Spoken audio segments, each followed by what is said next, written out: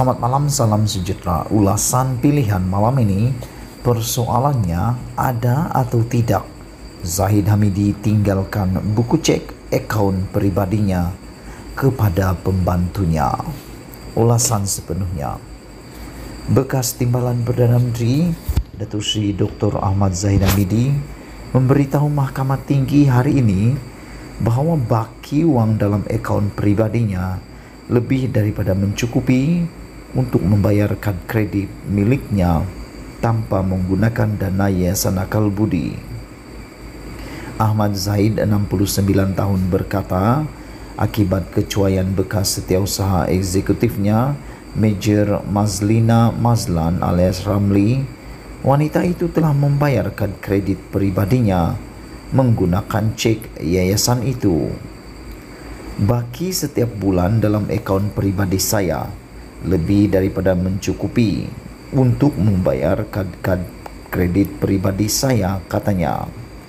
Beliau berkata demikian ketika disoal peguamnya Hamidi Muhammad Noh semasa membela diri atas 47 pertuduhan dengan 12 daripadanya melibatkan pecah amanah, 8 pertuduhan pengubahan wang haram, membabitkan berpuluh-puluh juta ringgit dana milik Yayasan Akal Budi.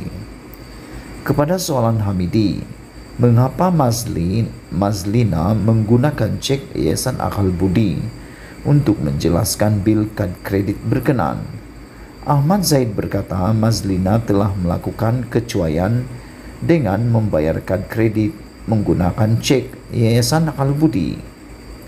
Mazlina dalam keterangannya di mahkamah sebelum ini juga mengakui telah melakukan kecuaian yang mana dia tidak tahu, tidak pasti dan tidak ingat berkenan pengurusan bil-bil kad kredit, katanya. Terdahulu Ahmad Zahid dirujuk dengan baki wang dalam akaun Maybank miliknya antara 2014 hingga 2016 yang menunjukkan baki minimum sebanyak 100,000 dan maksimum 600,000, manakala bil kad kreditnya RM600 dan maksimum RM215,000 dalam tempoh masa sama. Pada perbicaraan sebelum ini, Ahmad Zahid memberitahu mahkamah bahawa Mazlina yang diamanahkan untuk menjaga akaun pribadinya dan Yayasan Akal Budi melakukan pelbagai kecuaian, antaranya gagal memahami dan membaca penyatakan kredit miliknya sehingga menyebabkan pembayaran kad kredit tidak mencukupi dan berlebihan. Bagi 12 pertuduhan pecah amanah, Ahmad Zahid didakwa menggunakan dana Yayasan Akal Budi untuk membuat 6 pembayaran bagi penggunaan kad kredit pribadinya, polisi insurans dan lesen kenderaan pribadinya, pembinaan wang ke firma guaman dan sumbangan kepada Persatuan Bola Sepak Polis Diraja Malaysia. Ahli Parlimen Bagan Datuk itu didakwa melakukan perbuatan itu di Afin Bank Berhad, cawangan Jalan Bunus of Jalan Masjid India di Kuala Lumpur antara 13 Januari 2014 dan 23 Disember 2016. Pertuduhan mengikut Seksyen 409 Kanun Keseksaan membawa hukuman penjara antara 2 atau 20 tahun serta dengan sebatan yang juga dikenakan denda jika sabit kesalahan. Perbicaraan di hadapan Hakim Datuk Collins Lawrence Sukera bersambung bernama ulasan bertajuk persoalannya ada atau tidak Zahid Hamidi tinggalkan buku cek akaun pribadinya kepada pembantunya. Sebelum kita berpisah, sila tinggalkan komen anda untuk isu ulasan pilihan malam ini. Malaysia kita punya, kita jaga sama-sama. Cintai Malaysiaku, kita Selamat malam, lagi. salam sejahtera. Isu hangat malam ini, Rosmah harus selalu ada di sisi Najib. Barulah fitnah dan mainan persepsi boleh dielakkan. Malam semalam, setelah sekian lama adalah julung kali Rosmah Mansur menampilkan dirinya secara terbuka dalam majlis awam bersama orang ramai untuk mengiringi suaminya Najib Razak. Beliau membuat penampilan itu dalam majlis rumah terbuka sempena Hari Raya Aidilfitri anjuran UMNO bahagian Gombak yang turut dihadiri Presiden UMNO Ahmad Zahid Hamidi serta ramai pimpinan parti yang lain. Sebelum ini, sebaik kekalahan BN pada 2018 lalu, Rosmah boleh dikata tidak lagi membuat kemunculan terbuka mengiringi suaminya di program-program bersama orang ramai sebagaimana yang biasa dilakukannya ketika Najib masih memegang jawatan Perdana Menteri. Lantaran itu, sejak tidak bergelar Perdana Menteri, Najib selalu dilihat muncul bersendirian, tidak kira dalam apa majlis atau program terbuka apapun yang dihadirinya. Sebaliknya, Rosmah hanya sesekali kelihatan ada bersama Najib dalam majlis rasmi seperti berbuka puasa dan jamuan hari raya di Istana Negara sejak misalnya. Tidak dapat dipastikan mengapa Rosmah tiba-tiba memilih untuk hadir bersama Najib pada majlis rumah terbuka UMNO Gombak malam semalam, tetapi rata-rata ahli UMNO dilihat gembira dengan kehadiran beliau itu.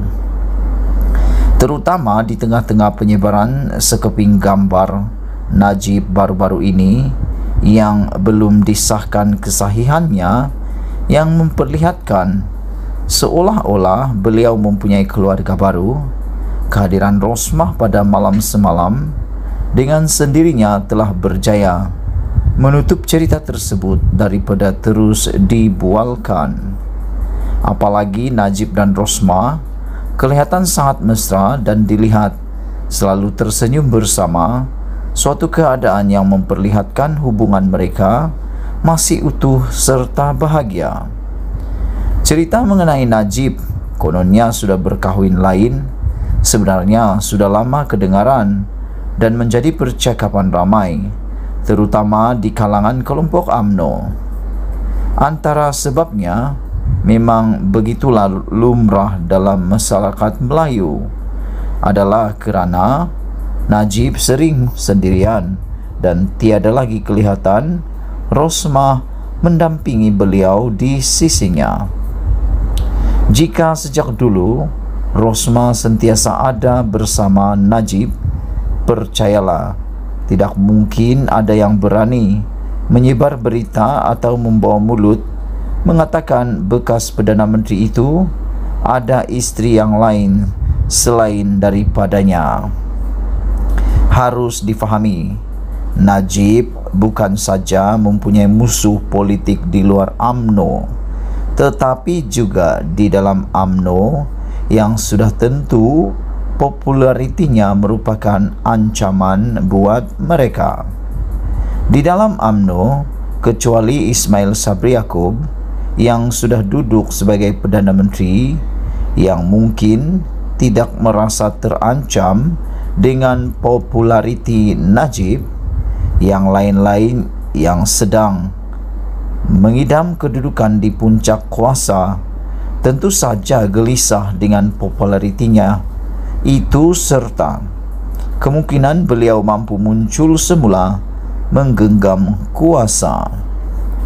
Bermula sekarang dan masa-masa mendatang, di sebalik mungkin ada lagi cerita-cerita tidak enak lain disebarkan selepas ini, jalan terbaik ialah Rosmah harus sentiasa ada di sisi Najib.